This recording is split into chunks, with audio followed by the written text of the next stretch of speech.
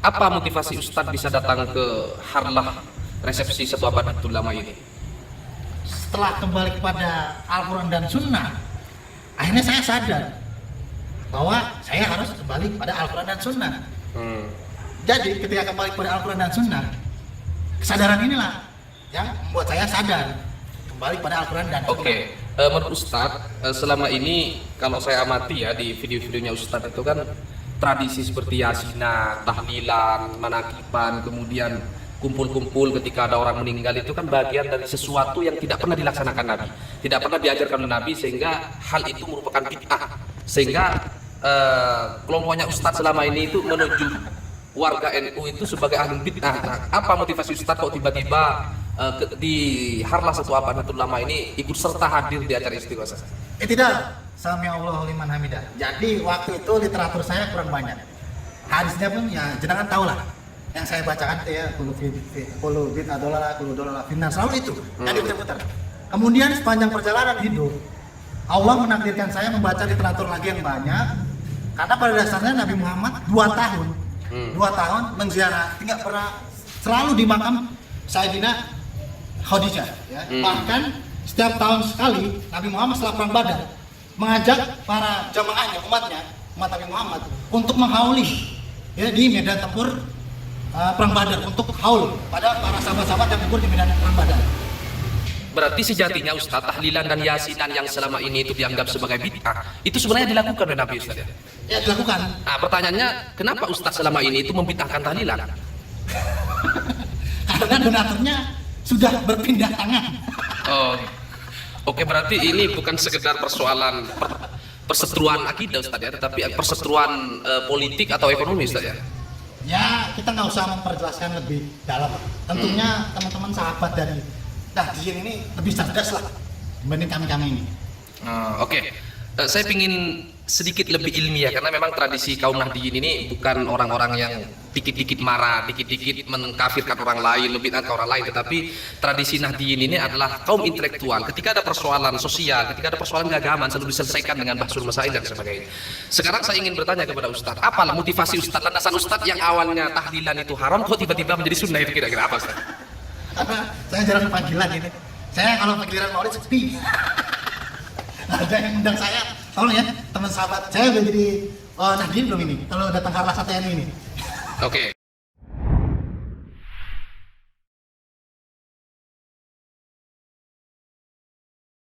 Tanya, mana kartu anggotanya? Kalau mantan itu kan, misalnya saya mantan dulu, orang mana dulu keanggotaannya, terdaftar di cabang mana? Ya, coba tanya, siapa ketua pusat Salafi Indonesia? Manhaj Salafi itu bukan organisasi, dia itu pemahaman, dia juga manhaj bukan untuk dipilih, dia adalah kewajiban. Siapa yang mau beragama tidak dengan manhaj salaf, maka pasti ada bid'ah dan khurafat pada dirinya. Meskipun tidak semua bid'ah, tapi pasti ada ciri khasnya. Karena memang manhaj yang bukan manhaj salaf itu bid'ahnya ada ciri khasnya. Ada sebagian manhaj ciri khasnya adalah dakwanya selalu dimulai dengan politik. Ada sebagian manhaj ciri khasnya adalah yang bukan kelompoknya kafir. Ada sebagian manhaj yang ciri khasnya adalah suka dengan hadis-hadis tidak sahih dan ngajak-ngajak kaum muslimin untuk tiap bulan keluar itikaf di masjid 3 hari. Mereka menamakannya khuruj. Dan 1 tahun mereka khuruj 40 hari. Nanti ada lagi yang bukan manhaj salaf, bid'ahnya adalah atau kesesatannya ciri khasnya benci dengan sahabat Nabi. Ada sebagian yang bukan manhaj salaf, ciri khasnya adalah suka beriktikaf di kubur.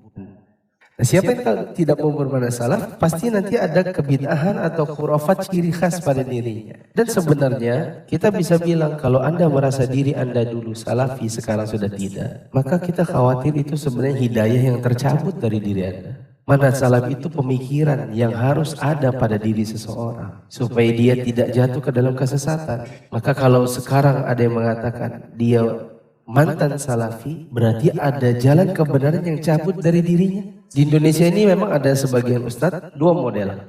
Antara mengatakan dirinya mantan salafi, atau yang mengatakan dirinya saya salafi tapi seperti dulu lagi. Itu ada. Contoh yang mengatakan dirinya mantan salafi itu ada Kita perhatikan atau ustadz-ustadz yang bilang sebenarnya orang ini dulunya maunya dakwah di kalangan salafi, tapi karena nggak diakui ilmunya, catat ya, tidak diakui keilmuannya, nggak dikenal belajar dari mana, nggak ada orang yang lebih ahli dari dirinya yang merekomendasikan dia sebagai ustadz baru dengan manhaj salaf, maka orang pun tidak menghadiri pengajiannya, orang tidak menerima dirinya sebagai dai yang mumpuni. Endingnya adalah karena tak diterima di sini, cari ke tempat yang lain yang bisa terima dirinya, yang mau mengakui dirinya sebagai ustadz. Lalu yang salaf ini dibilangnya, ini dulu saya sekarang mantannya mereka. Padahal sejatinya memang tidak ada yang mengambil ilmunya.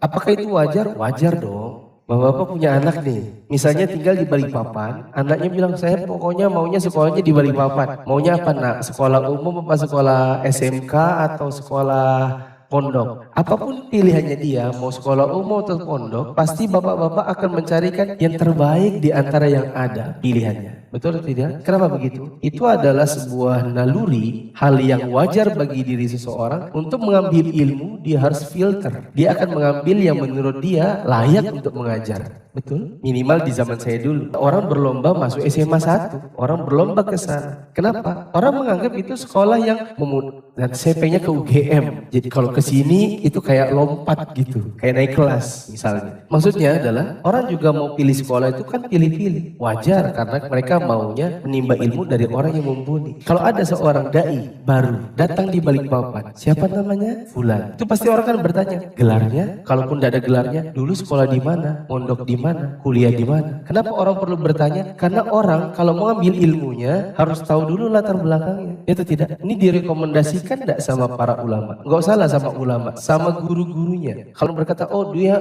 dulu dia alumni pesantren Al Irsyad. Oke, pesantren Al Irsyad banyak alumninya. Direkomendasikan tidak oleh guru-gurunya. Itu jadi pertanyaan. Oh dia keluar dari Madinah, dia itu khirij Madinah, alumni Madinah. Oke, alumni Madinah, banyak alumni Madinah ribuan. Dulu waktu dia kuliah di Madinah, track recordnya bagus enggak? Jangan-jangan nilainya CD. Kalau dapat beasiswa kerjanya melancong keliling Saudi dan sibuk sama itu lupa dia kuliah. Banyak bener. Jadi orang akan memfilter. Nah itu versi pertama. Itu contoh ada orang mengatakan saya mantan salafi. Sebenarnya dia bukan mantan salafi. Dia adalah orang yang dulu maunya dakwah di mana salaf tapi nggak diterima karena tidak diakui keilmuannya. Lalu mencari tempat yang di situ dia bisa bernaung, yang di situ dia bisa diterima orang, diorangkan, diustadkan, lalu mengatakan dirinya mantan salafi. Ada juga seperti di ini salah satu ustadz yang dulunya senior. Dia kalau dia bukan mantan salafi, dia mengatakan saya salafi, tapi tidak seperti dulu lagi, tidak kayak mereka. Kalau kita tanya, emang kalau ustadz sekarang gimana? Oh saya kan gaul sama ini, semua saya gak pergauli karena semuanya kaum muslimin. Maka kita katakan, ustadz bergaul dengan kaum muslimin memang semuanya kalau masalah muamalah. Untuk duduk bareng, kemudian ngisi bareng, yang antum dakwahkan mana salaf, yang ini yang didakwakannya khurafat dan bid'ah, campur aduk dong. Dan itu bukan manhaj salaf. Berarti antum cuma sekedar ngaku-ngaku aja. Kalau diusut-usut, oh ternyata pernah salah ngomong, keceplosan, tersebar di media, akhirnya digerebek orang, dipersekusi, diancam, masukin penjara kamu kalau tidak mau meralat hinaanmu terhadap amalan kami yang kamu katakan syirik itu. Oh, akhirnya karena tidak enak, akhirnya oh enggak kok, ya saya minta maaf dulu itu saya salah ngomong, bla bla bla. Ujung-ujungnya karena sudah tidak enak sama tekanan masyarakat, sekarang ganti status. Saya salafi, tapi tak seperti dulu.